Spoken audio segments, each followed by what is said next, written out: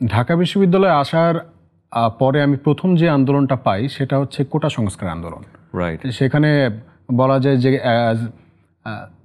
তখন কিছুই জানি না, কিছুই বুঝি না, কিসের আন্দোলন না বুঝেই হচ্ছে গেরিলা মতো হচ্ছে গিয়ে জয়েন করে ফেলেছিলাম। তো সেখান থেকে দেখা যায় ওইটাই আমার জীবনের মানে বিশ্ববিদ্যালয়ে আসার পরে প্রথম আন্দোলন।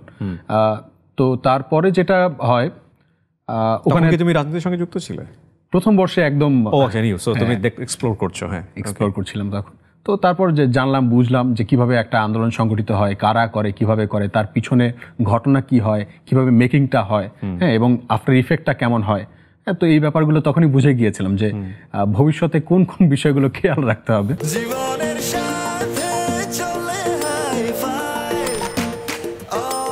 নিশ্চিন্তে খান স্বাস্থ্যকর অল টাইম পান, অল টাইম হেলদি লাইফ। কিন্তু মানুষ জানে না এরকম অনেক কাজ কি তোমার ছোটবেলাতে হয়েছে? আমি ছোটবেলা থেকে বিভিন্ন রকম সামাজিক স্বেচ্ছাসেবিতার সঙ্গে যুক্ত ছিলাম। দেখা যেত কেউ আমার বন্ধুরাই অনেক কাজ করছে, তো ওখানে সবাই খেলতে নামছে, কিন্তু একজন জামা কাপড়টা এক জায়গায় সেভ রাখতে হবে। হ্যাঁ, তো ওই সময় ঠিক আছে তোরা খেল, আমি এটা দেখছি। তো ওকে কাউকে স্যালাইন এনে দিতে হবে, কাউকে ডাক্তারের কাছে নিয়ে যেতে হবে। তো মানে এলাকার যে স্বেচ্ছাসেবিতাগুলো আছে সেগুলোতে কেন যেন হচ্ছে গিয়ে দেখা যেত যে সবার শেষে আমার নামটা থাকার কারণে ওগুলো আমিই করতাম।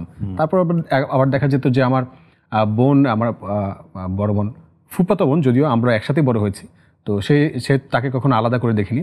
তো তিনি যখন মারা যায়, তো তিনি রক্তের অভাবে মারা যায়। আমি প্রথম তাকে রক্ত দিই জীবনের। তো তারপর তাকে বাঁচাতে পারিনি। তারপর থেকে দেখা গেছে যে এলাকায় ওই মানুষকে রক্ত খুঁজে দেওয়া, কারো যদি রক্ত প্রয়োজন হয় এই মানুষের সাথে তোমাকে নক করতো। নক করতো, তারপর ক্যাম্প করা। তারপর হচ্ছে দেখা যেত যে আমি ন্যাশনাল চিলড্রেন টাস্ক ফোর্সের প্রেসিডেন্ট ছিলাম 2015 সালে।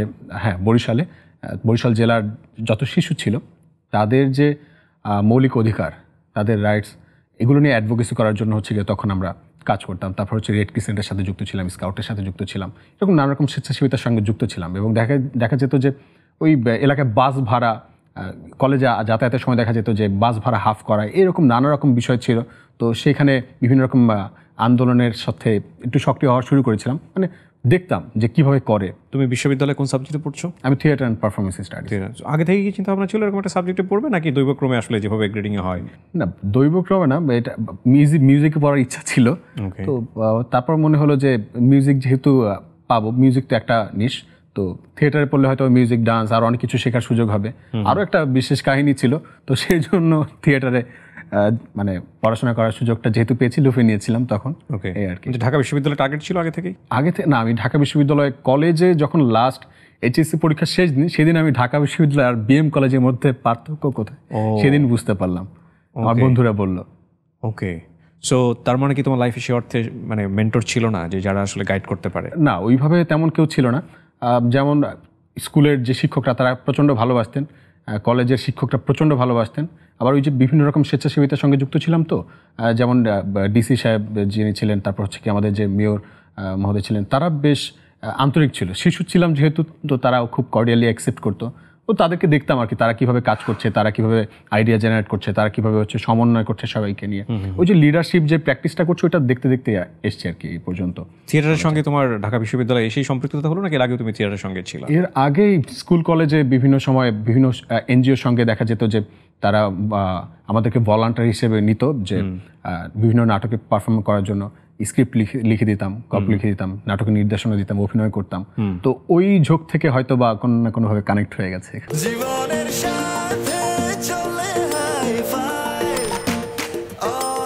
নিশ্চিন্তে খান স্বাস্থ্যকর অল টাইম পান, অল টাইম হেলদি লাইফ। আমরা দেখেছি বিশেষ করে থিয়েটার নিয়ে যারা পড়াশোনা করে, নাটক, নাট্যতত্ত্ব, সঙ্গীত, মানে সংস্কৃতির এই যে খুব পুরনো ধারাতে যারা থাকে সবসময়, এরা একটু ভয়েস রেইজার হয় সামহাও, অধিকারগুলো নিয়ে কথা বলতে পছন্দ করে। এটা ঠিক আমি ঢাকা বিশ্ববিদ্যালয় বলবো না, জাহাঙ্গীরনগর বিশ্ববিদ্যালয়ের ক্ষেত্রেও আমি এরকম দেখেছি। তো সামহাও এখানে এসে কি তোমার পার্সোনালিটি অনেক বেশি ফ্লারিশ করলো, অনেক বেশি এনরিচ হলো, যে না ঠিক আছে ঢাকা বিশ্ববিদ্যালয় একটা, আমরা বলি ছাতি বড় হয়ে যাওয়া, মানে বুকের সাহস বড় হয়ে যাওয়া, এরকম কোনো ঘটনা ঘটলো, নাকি মনে হলো যে না ঠিক আছে it's okay, I can do it?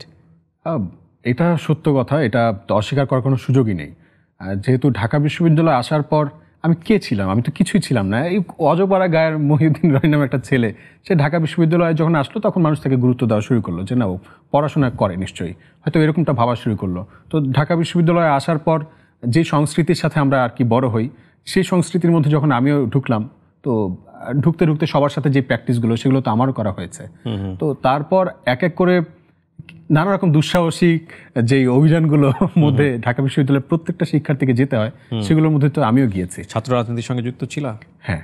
Okay, so ওই সময় তুমি ছাত্র রাজনীতির সঙ্গে যুক্ত ছিল, এটা কি তোমার স্বেচ্ছাই হয়েছে নাকি লাইক আমরা অনেক সময় যেটা করি Roni, I know you are a very মানে খুব স্পষ্টবাদী, আমার ক্ষেত্রে যেটা হয়েছে, আমি কখনো রাজনীতি করি নাই বাই দ্য ওয়ে, মানে একটা সিটের পাওয়ার জন্য অনেক সময় বাধ্য হয়ে আমাদেরকে মিছিলে যেতে হতো, কিংবা ধরো ক্যান্টিন অনেকে ফ্রি খায়, এগুলো বিভিন্ন রকমের ডার্টি বিষয় থাকে যেগুলো আমি আসলে এভাবে আনতেও চাই না।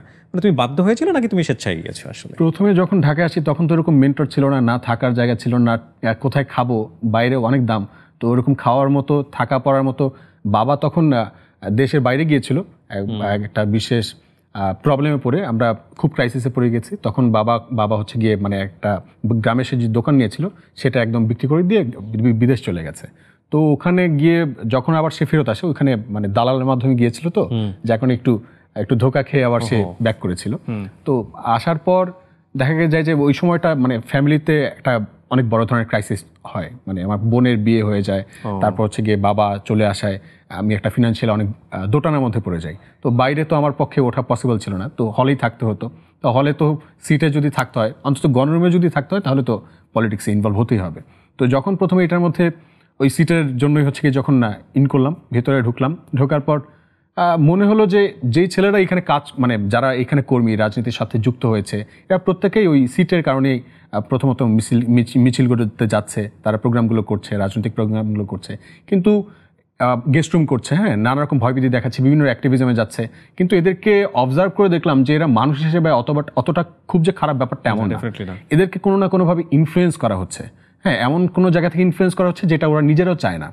আমি ঢাকা বিশ্ববিদ্যালয়ের প্রত্যেকটা স্টুডেন্টকে মানে আমি বলতে পারবো, যারা আমি যাদেরকে দেখেছি, আমার যারা বন্ধুরা ছিল, তাদের মধ্যে এখন যারা রাজনীতিতে এখনও সক্রিয়, তাদের মধ্যে 99% আমার বন্ধুদেরকে আমি দেখেছি যে তারা খুবই পোলাইট, খুবই ডিসেন্ট, মানুষ হিসেবে খুবই ভালো। কিন্তু ওই যে সঙ্গ দোষে লোহাও ভাসে, এমন একটা স্রোতের মধ্যে সবাই যায়, তো যার কারণে দেখা যায় যে তারা তাদের ওই ব্যক্তিত্বটা ওইটা হয়তো বা ধরে রাখতে পারে না, একটা সামগ্রিক ব্যক্তিত্বে পরিণত হয়ে যায় আর কি।